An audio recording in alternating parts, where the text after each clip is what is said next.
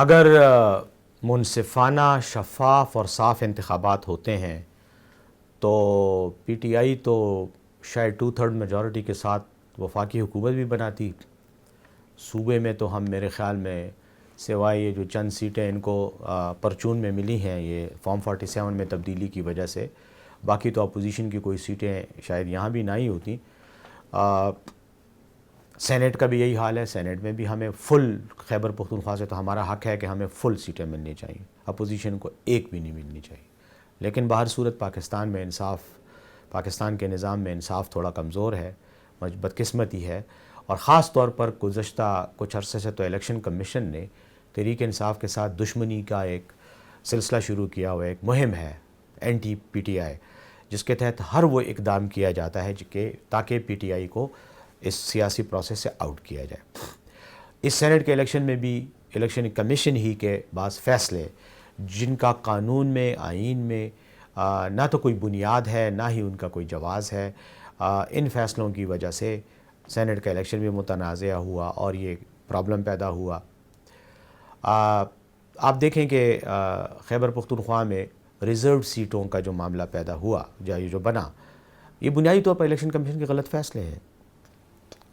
94 ایک رول ہے election commission کا اور 104 ایک سیکشن ہے الیکشن ایکٹ 2017 کا. اس کے تحت کسی بھی سیاسی پارٹی کو ریزرو سیٹیں اتنے اس تناسب سے ملیں گی جتنی ان کی ڈائریکٹلی الیکٹڈ ممبران ہوتے ہیں. چلیں ان کو آپ دے دیں جتنے بھی ہیں ان کے، اس حساب سے آپ اپوزیشن کو پارٹی وائز سیٹوں کے تناسب سے آپ ان کو ریزرو سیٹیں دے دیں. لیکن یہ کہاں لکھا ہے سیکشن 104 میں یا سیکشن رول 94 میں؟ آپ خود پڑھ کے دیکھ لیں کہ وہ پارٹی جو فرض کرے سیٹیں تو 10 جیتتی ہیں، ان کے حساب سے فرض کریں ان کی، میں مثال رف سی دے رہا ہوں، ان کو 8 سیٹیں ملنی چاہیے ریزرو.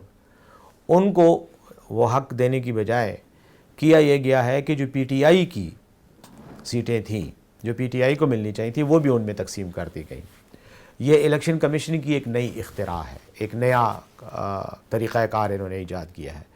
تو یقیناً ہمیں اس پر تحفظات ہیں. ہم ہائی کورٹ بھی گئے، بدقسمتی سے ہائی کورٹ نے اس ایشو پر بات کرنے کی بجائے کہ ایکسٹرا سیٹیں باقی پارٹیوں میں کیسے بانٹی گئی، الیکشن کمیشن کے حق میں فیصلہ دے دیا اور ہمیں یہ حکم دے دیا کہ ایک ہی دن میں انتخابات بھی کرائیں، ان سے اوتھ بھی لیں اور پھر سینٹ کے الیکشن بھی کروائیں.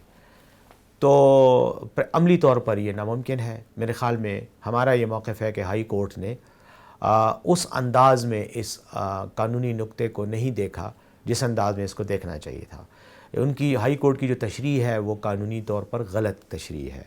تو اس لیے ہم نے سپریم کورٹ سے رجوع کیا ہے. سپریم کورٹ کے پاس یہ مقدمہ یا یہ فیصلہ، یہ معاملہ زیر سماعت ہے. جیسے ہی سپریم کورٹ سے فیصلہ آئے گا تو اس کے بعد ہم اس طرح ایکشن لیں گے. لیکن الیکشن کمیشن کے پاس کوئی اختیار نہیں ہے آئین کی غلط تشریح کرنے کا. ایک دوسری بات یہ ہے کہ الیکشن کمیشن کی بدنیتی کو ایک اور طریقے سے بھی میں آپ کے سامنے واضح کرنا چاہتا ہوں کہ جس دن سینٹ کا الیکشن تھا اس دن انہوں نے کیا کیا کہ وہ ارکان جو ابھی منتخب بھی نہیں ہوئے، یعنی انہوں نے حلف نہیں لیا، صرف الیکشن کمیشن نے نوٹیفیکیشن دے دیا، وہ آ کر اسمبلی میں بیٹھے ہوئے تھے. ان کو گھسا کر اسمبلی میں سیٹوں میں بٹھا دیا گیا، جس پر پھر بعد میں پی ٹی آئی کے ارکان نے شور شرابہ کیا تو ان کو نکال دیا گیا. اور پھر الیکشن کمیشن نے یونیلیٹرلی فیصلہ کیا کہ ہم الیکشن نہیں کرائیں گے جب تک یہ معاملہ حل نہ ہو. الیکشن کمیشن کا رویہ انتہائی متعصبانہ ہے اور ہمیں اس الیکشن کمیشن پر بالکل اعتماد نہیں ہے. جب تک یہ معاملہ ان کے ہاتھ میں ہوگا تو یقیناً یہ مسائل بنتے رہیں گے. لیکن میں یہ سمجھتا ہوں کہ اور یہ امید رکھتا ہوں کہ سپریم کورٹ ہمارے حق میں فیصلہ کرے گی اور صحیح جو آئینی تشریح ہے وہ کرے گی. اگر وہ آ گئی تو ہمارے لیے مسائل ختم ہو جائیں گے.